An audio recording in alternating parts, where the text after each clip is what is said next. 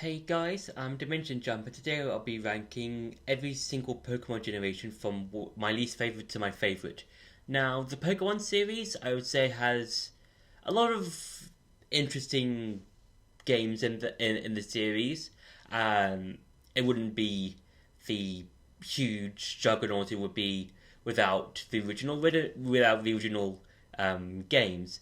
And I would say each game has its own unique things to bring to the table, whether that's new types, new mechanics, the amount of Pokemon that there's in a particular generation, the story, that kind of thing.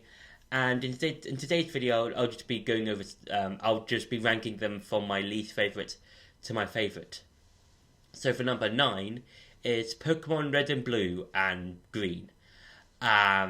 The reason why this is so low on the list is because it's even though it's the original. I think it's because there's really not that much to it. It's the start. It's the very first game. There's nothing. It's the first in the series. You can't really go from like Red and Blue to Scarlet and Violet in like a short amount of time. It's like in terms of mechanics wise. And with Red and Blue, it's the most basic, I would say, out of every other game. And I do enjoy some of the parts. Like I do enjoy the whole Team Rocket leader being a gym leader sort of thing, because Giovanni, he's not only the leader of Team Rocket, but he's also the final gym leader. And I do enjoy that. That's an interesting sort of plot reveal. The man who you've been foiling at every turn just so happens to be a gym leader. And there are some. I think this is like has like a lot of interesting Pokemon. Like this is the generation well known for having Pokemon like Charizard, Snorlax, Pikachu, even as its own mascot. And yeah, I think with Generation 1 is just very basic. It was kind of just testing the waters a bit. So I think it was like saying, okay, we've got all of these Pokemon, we've got all these types, we've got these gym leaders. Let's just see how well it does and see where we go from there when it comes to making a sequel and continuing on the series. So yeah, it has some nicer moments, but it feels very bland. I think it's because I'm more used to the other generations. For number 8 is Sun and Moon, as well as Ultra Sun and Ultra Moon.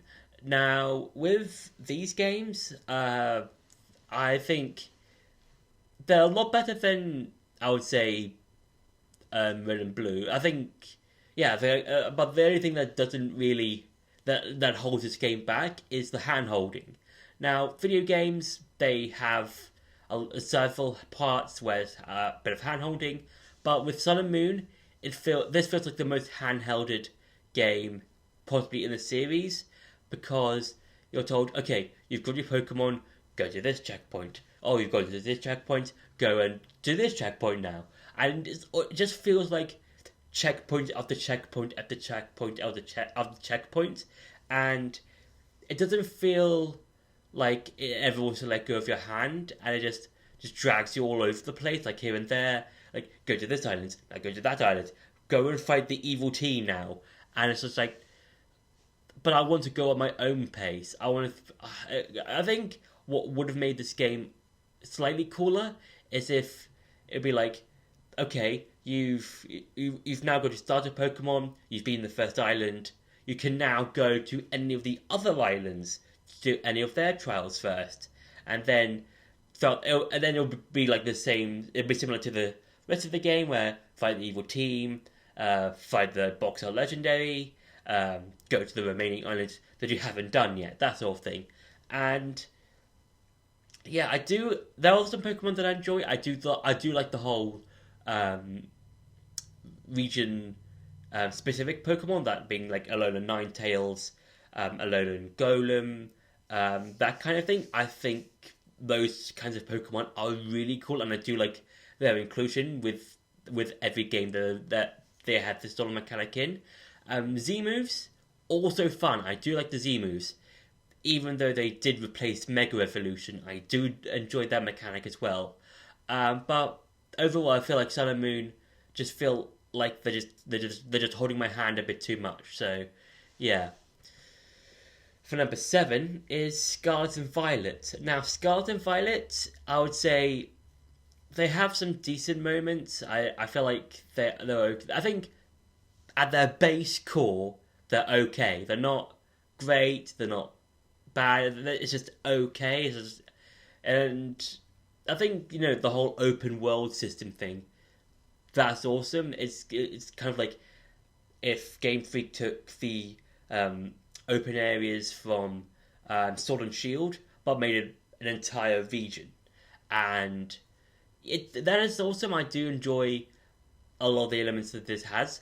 I just feel like, one, is buggy. Like everyone knows that this game is buggy, and two, I feel like it tries too much to be a Pokemon game, an open world adventure game, and just all of these things that makes Pokemon Pokemon. And I feel like it could have been a whole lot more. It could have been a whole lot better, I would say.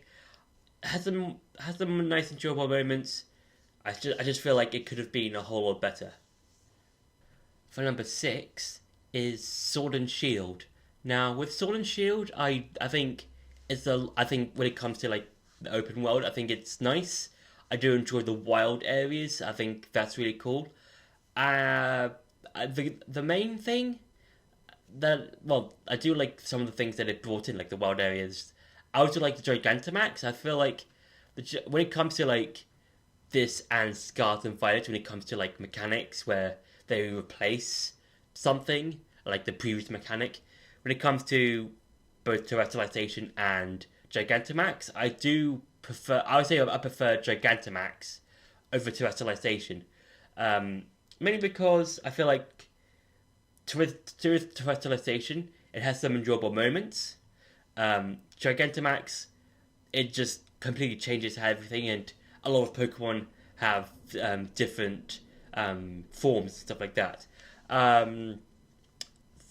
With the game, I do enjoy the way that this game does gyms and stuff like that, in terms of how, depending on which version you have, you will have some different gyms. I think Sword has a ghost type gym, and I think and the other one, Shield, has, I think, a fighting type gym, and those are switch. Like the puzzle's the same. Like I think you have to control this sort of weird contraption fairground thing, and it's just the same puzzle but different types. And yeah, I do like that. I do like how this particular generation makes you fight a similar roster of gym leaders, but they're different when some of them are different when it comes to types. And I really do hope that we get to see more of this in future generations, where we get like two sets of gym leaders, with them having some similar types, but having some of them being different. So like you could have, let's say, a fire, fairy, and flying type in one generation within one sort set of gyms, and then you could have a rock, normal, dragon type in another one with the other set of gym leaders, and that could be really cool and interesting. But with Sword and Shield as a whole, it's fun. I do enjoy it. I feel like there's some hand-holding parts as well. Again, like with Sun and Moon, but I do enjoy some of the fights. I feel like the Eternatus fight is interesting.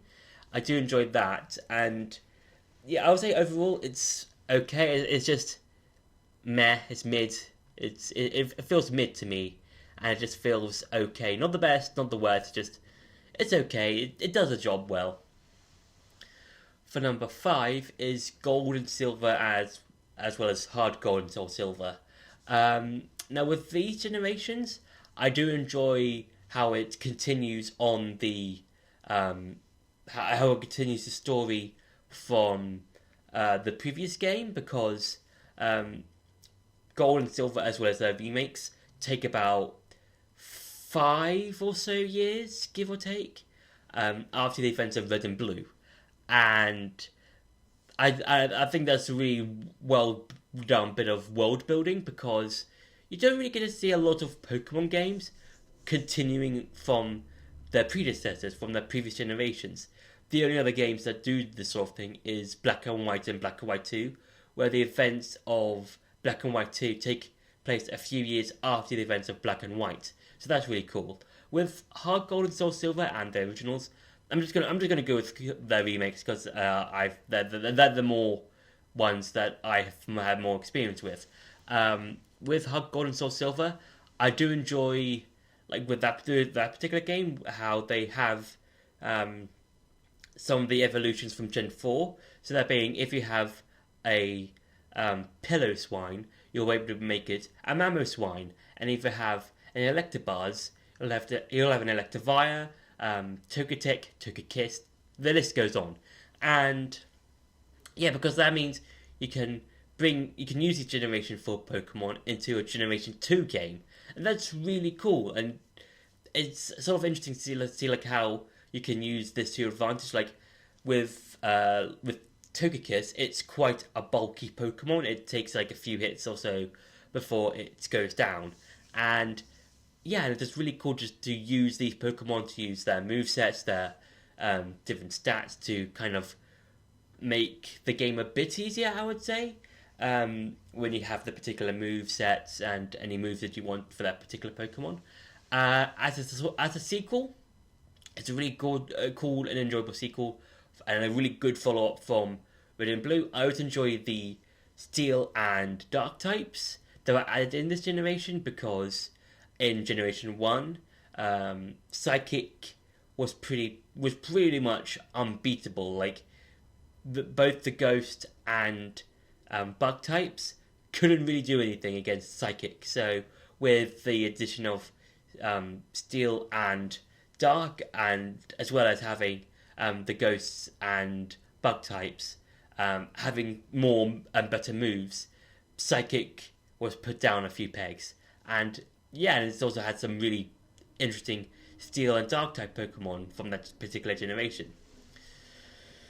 For number 4 is Black and White and Black and White 2. Now, with these games, I do enjoy the story. I think the story is really interesting, because it kind of does the same thing with Red and Blue and Gold and Silver when it comes to its story, where the events of those two games take place a few years or so after the events of the original.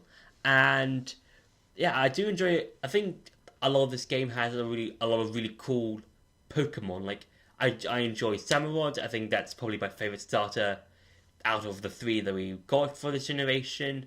I enjoy some of the locations and some of the new Pokemon and the gyms and stuff. And I do like the story in Black and White, where you meet this guy, this new character, N, and he's like, he feels the pain of Pokemon, and he understands how they feel. Then about halfway through the game, you find out that he's the king, or sort of like, yeah, the sort of king of Team Plasma, who's like the evil team of this generation, and Getsis is kind of manipulating him a bit. And yeah, I think it's a really cool, really cool character arc for N. Like, he starts off sort of wanting to release Pokemon from their trainers, and just wanting to just becoming champion so he can fulfill his wish.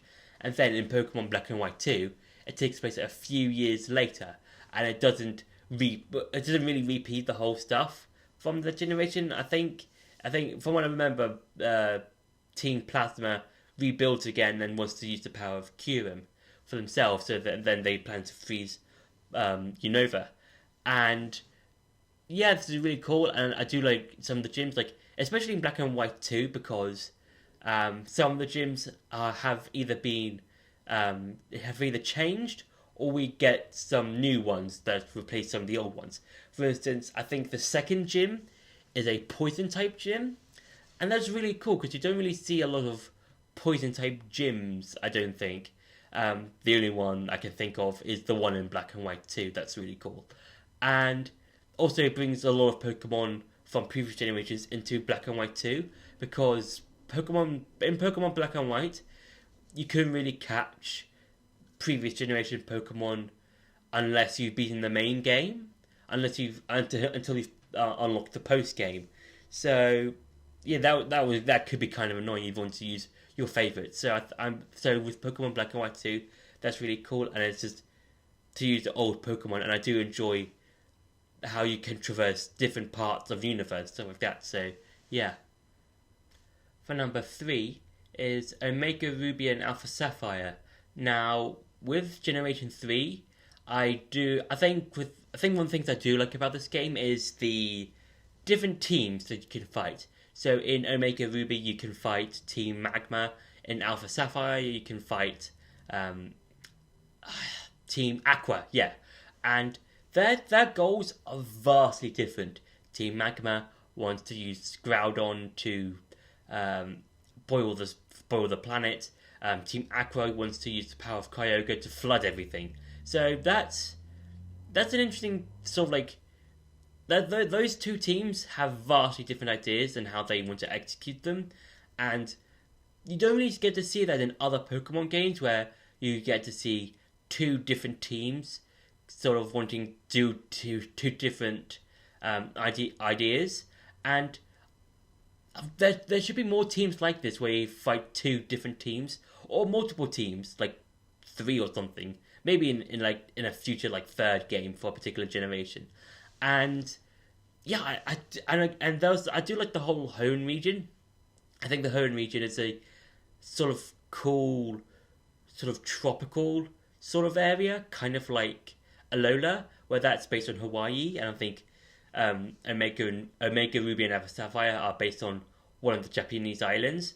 And with this generation, with Hoenn, as I said, it feels tropical. It feels nice and luscious in some areas, and it has a lot. I think this has some really cool Pokemon. Like it's got Sceptile, it's got Aggron, Glalie, even Rayquaza and Groudon and Kyogre. Those are really cool legendaries, and I do like how in Omega Ruby and Alpha Sapphire it brings Mega Evolution into the mix. Like you've got the starters. You've got Mega, Glalie, Salamence, Steelix, and a variety of other Pokemon, and that can get Mega Evolution now. And I do like how in the Delta story, the game kind of talks about parallel worlds and dimensions, because in the Delta episode, you have to stop this meteor, which turns out to be Deoxys, and some scientists say we can always put it through into another dimension. And one of the main characters in a particular story says, "Oh, why? There could be a world that doesn't have the technology we do to stop it." So yeah, I do like how this talks about parallel worlds, and could be talking about like a parallel Hoenn that doesn't have Mega Evolution or the same kind of technology that the remakes have that could stop the meteor. So I do like that. And overall, I would say Generation 3, when it comes to the remakes, have a lot of really cool moments, and just it has a really lot of fun. Just having, being a remake of a 2D game in a 3D space, sort of, and just adding new stuff, like you can now capture every single previous box as legendary, excluding X and Y, because X and Y you can catch those legendaries in their respective games. So yeah. For number 2 is Diamond and Pearl and Platinum and its remakes. And now, Pokemon Diamond and Pearl was the very first generation I ever played, because I was given a copy of Pearl by my friend, and I think this helped me like love the Pokemon series, because it's just it has a good story. Has a good story, has good Pokemon, and has a lot of really cool Elite Four and champion, and yeah, this is probably really fun, and there are some really cool Pokemon. I think my team that I have at the moment is probably one of my favorite teams, probably my best team, probably because I've got Infernape, um, Crobat, Garchomp, Luxray, Gastrodon, and another Pokemon I don't remember at the moment. But I do really enjoy this generation. Um, because it's just so. It's just Dusk no, not Dusclops, Dusk Noir. That is, that's it. And I just with Pokemon, well, with Generation 4, I just love how this sort of. It just feels awesome, and I do like how in Legends Arceus we get to see not the Hoenn region, the Sinnoh region in the ancient past, and that's really cool. And like with it's just I think with Generation 4 just adds a whole lot more lore and elements to the series as a whole. Like, we get Arceus, the god of all Pokemon. We get both Dialga and Palkia, the guys who made space and time. And it just adds a whole lot more stuff to the lore as a whole, and just adds more elements to things we might not have known about. Like, who actually created Pokemon and stuff like that, and who created the universe and the world and time and stuff like that. So, yeah, and I think it's really cool. There's one thing I don't really mainly use in the game, and that's the whole underground stuff. The underground stuff, I don't really use that much. I think it's one of those features that I remember using a bit, but never really using a lot. Because it feels a bit forgettable. Like, you learn about it, you get the backpack thing from one of the characters or one of the NPCs in one of the towns. I think in the second gym, I believe, and we're in the place where the second gym is, and kind of forget about it afterwards. So yes, that particular feature not really rememberable. And for number one, it's Pokemon X and Y. Now, this is probably my favourite generation, mainly because of Mega Evolution, and I do enjoy some of the Pokemon that's in this generation. Because with Mega Evolution, I think it's an awesome feature. It's because you don't really because like this is I think the first generation to actually add in a mechanic that can help change to the types of battle, and that being Mega Evolution. And it's also the first game to introduce the fairy types. So that's also cool. I think the fairy types are awesome, and probably one of my favorite types. And with Mega Evolution, I do enjoy how it's used and how it sort of how you're taught about it. Like how you're taught about it. Like, you have to have a strong bond with your Pokemon, and only certain Pokemon can Mega Evolve. And when we knew who could Mega Evolve and not.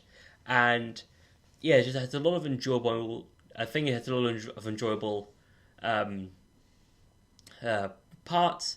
Like, I do enjoy the end when you're at the ceremony after beating the Elite Four and the champion, and you meet AZ, the original king who made the whole Doomsday world-ending device, and how he reunites with his Floette. That's really a heartbreaking moment, I would say, and just a really cool moment, just seeing this immortal man reuniting with his Pokemon. So that's really cool. And everything. I think this Pokemon is also known for being easy and having not the best post game. And yeah, I know that there's not the best post game in the series, and it can be quite easy to just beat the Elite Four, beat every single gym leader easily. Even Wolfrick's a pushover. Like, if I was, because like I feel like X and Y could have been a whole lot cooler if the gym. I think I've said this before on my let's plays and during X and Y. That if the gym leaders all had Mega Evolution Pokemon, it would have been a whole lot cooler to see and to have to fight them when you get to that particular gym. So Yeah, or in the rematch, something like that. So, yeah. So they've been me ranking all the all the Pokemon generations. I hope you enjoyed this video. Don't forget to like, share, and subscribe, and I'll see you in the next video.